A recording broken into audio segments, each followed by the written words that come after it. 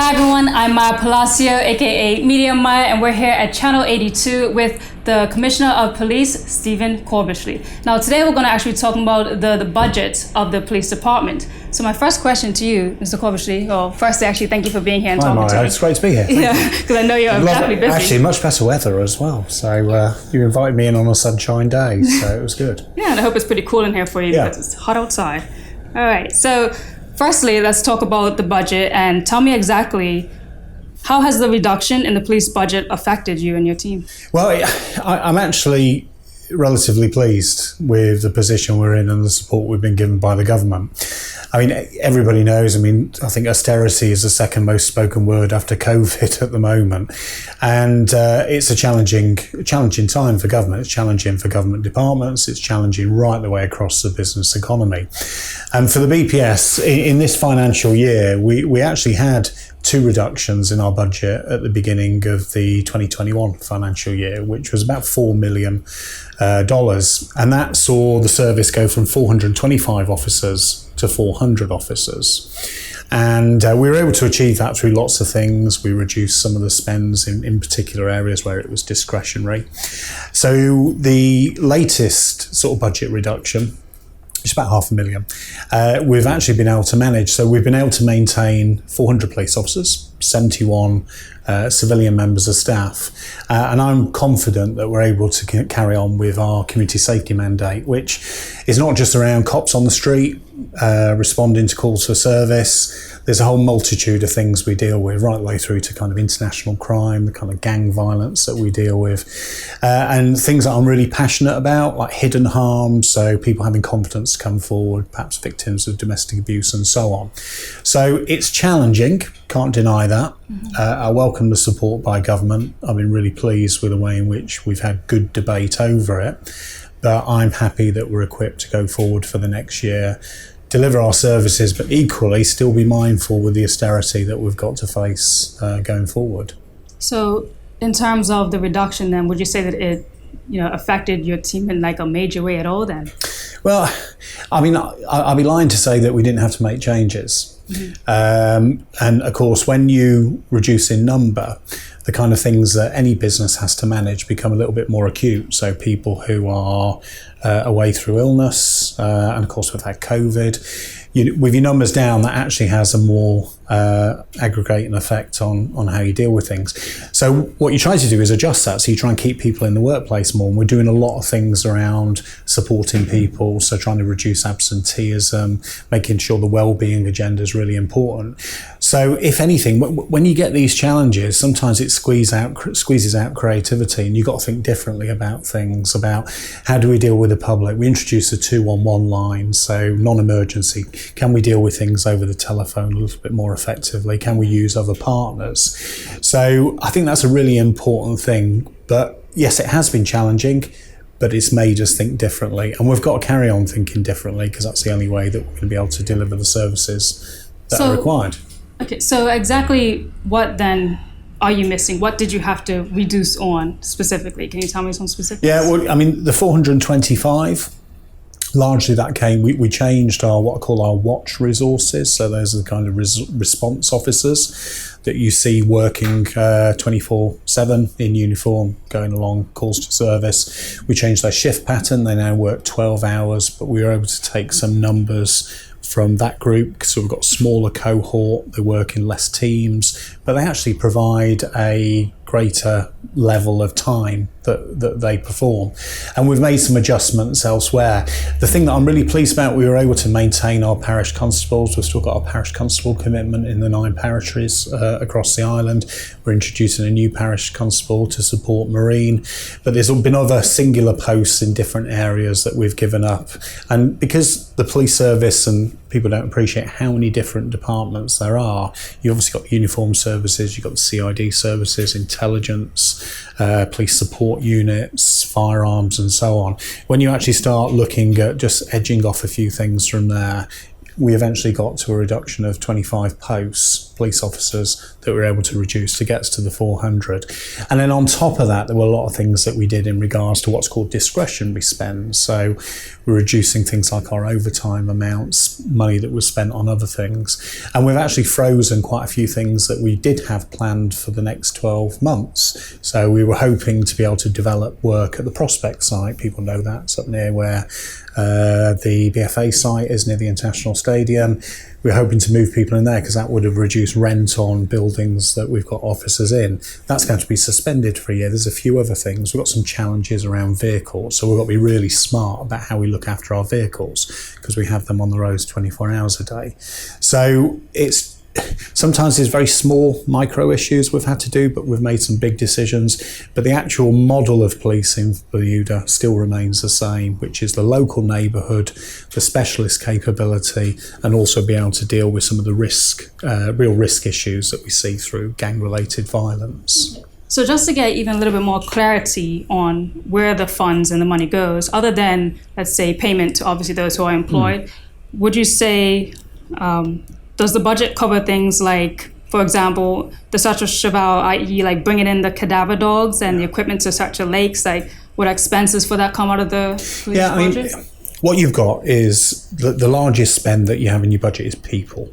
Okay, it's normally about 70% of your budget goes on people. And then you've got two parts. You've got discretionary and non-discretionary. Non-discretionary is like lights, electricity, things that are actually fixed costs. And then you've got a lot of non-discretionary overtime and so on. I mean, you mentioned Cheval. The investment in Cheval, we brought a cadaver dog over from the US, Falco. I think the cost of that was only about $12,000, so it wasn't actually that greatly expensive. But it allowed us an extra K9 that had a capability to do that kind of search. And then when you start looking at the resources that we put in that search, they came from the departments that already existed. So things like the police support unit, dog unit, and so on. So we're able to be quite adaptable with the resources we got, and we can focus on particular investigations. And it sometimes frustrates me because you see often in the media, like the police have spent all this money on this one investigation. Well, in actual fact, that's just an investigation over a period of time, and somebody's just worked out how many police officers have worked on it. Well, they deal with lots of other things as well.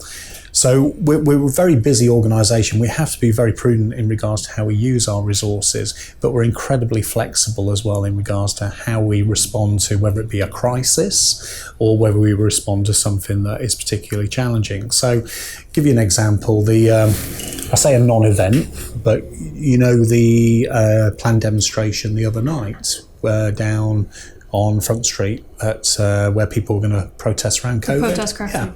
Yes. I mean, thankfully nobody turned up, but we put police resources there. We had a specific plan. Our plan was to allow people to lawfully protest, because that's entirely within their right. We were going to be able to manage some of the COVID regulations, so be supportive. It was actually a friendly but firm approach to it. Now, people didn't turn up, but that takes a lot of planning. So we change people's duties, we get them in places where we think there's going to be a risk, and then we're able to police it. So it's about planning as much as anything else. Okay.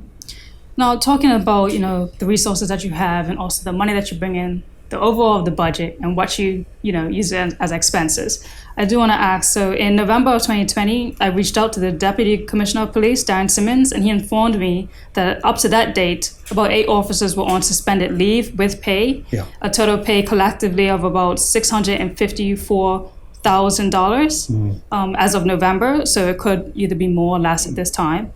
He also shared with me that this is like the first time the police department has had so many suspensions at one time. So how does that, how do those current numbers, how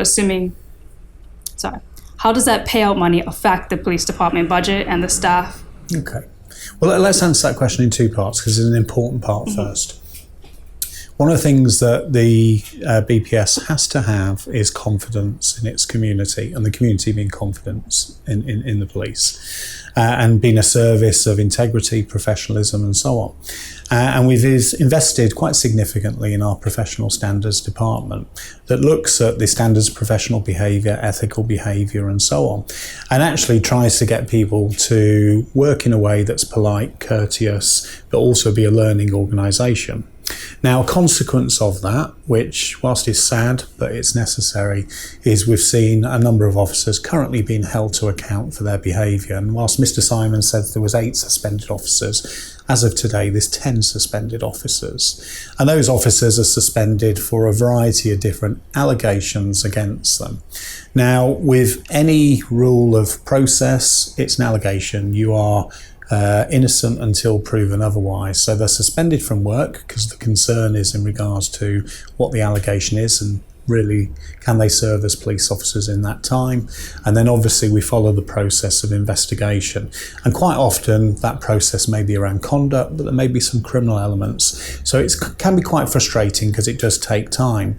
But because they're still employed by the service, because they haven't been found guilty of any offence, they have every right to receive their pay during that period. And whilst for members of the public that might be frustrating, but actually that's fair, that's lawful, and that's what we've got to do.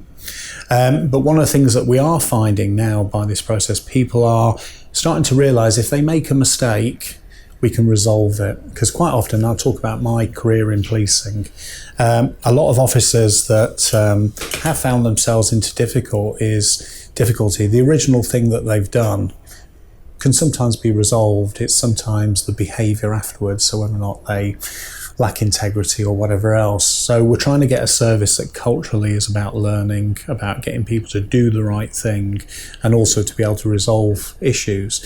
Now, what that means for the public is that they can have confidence in us, and we've seen rises in our confidence measures accordingly.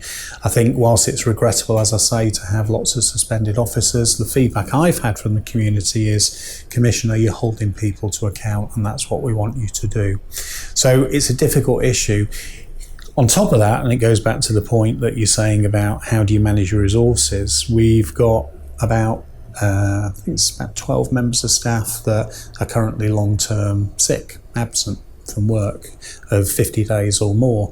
So we're doing a lot of work to try and get them back to work, but equally trying to get people not to go sick from work. So a lot of work around well-being, mental health, supporting. So we get everybody to come in and maintain the service that they provide. Okay. So question because of that. So you have total right now 400 officers you said that are on, but 12 are currently out sick. You just said? Yeah, over the period of time, we've had 12 officers, about but you also 50. have 10 suspended right now. Do those 10 are included in that 400? Yes. Yeah. So then technically you only have, 390 that's actually able to work, and things are still being able to work. And we're quite dynamic. And we're just going forward because we do a lot of projection in regards to our resources. So we're announcing a new recruit foundation course soon, so we're going to be advertising for people to come and join the BPS, which I think is fantastic given the economy, that there'll be an opportunity to people come and learn, become police officers and serve Bermuda, because we're thinking about what do we look like in 6 months, 12 months, and we know certainly by September we're probably going to have about 17 vacancies. So we've got to start recruiting because the recruitment process takes about 6 months. So the public should see some adverts coming out for the BPS soon. Okay, so 17 people by September you assume will be leaving. Drop the numbers even more. Yeah, but people leave for reasons. People leave because of retirement. They leave for family reasons. They leave whether it be for education and a variety of things. And we're alive to that. I mean, I sometimes like to describe that, what we do is around people and who we do it with is about people. So it's a people organisation. It's just about understanding some of the challenges around that. Okay. You did say earlier that you have had feedback that shows that the community of Bermuda is a lot more confident in the police department? How do you level those stats? How do you know that? Well, we have an omnibus survey that's done, and it's a sample of Bermudians in regards to what they think about the police service. So there's confidence, transparency, and so on, and that's produced on every quarter. And we saw certainly a notable rise for a variety of different reasons. I think some of the things that we were doing in public. Mr. Moreno joined us, so we were a lot more transparent in regards to the kind of information we were getting out. I was vlogging away on things, and it seemed that people like that kind of like connection with the service. And I think they want a service that's honest. We've made a couple of mistakes recently, and we were very upfront in the public around, we've made a mistake, but this is how we're going to resolve it, because there's perhaps nothing worse when you hear people talk and they don't actually embrace their responsibility to be able to resolve something. And that, I think, policing is a difficult challenge. We do a lot of good things, often not seen by the public, but sometimes perhaps we may get some things wrong, and it's about accepting that, taking the lessons learned and communicating it back to the public so we do better in the future. Thank you for that. Now, my next question, and I forgot to even mention to the entire public, that the exact number or the exact budget for the police this year is roughly around $61 million. It is. Yes. And so when we come back, I'm actually going to be asking some questions about the 6 departments in the National Ministry of Security.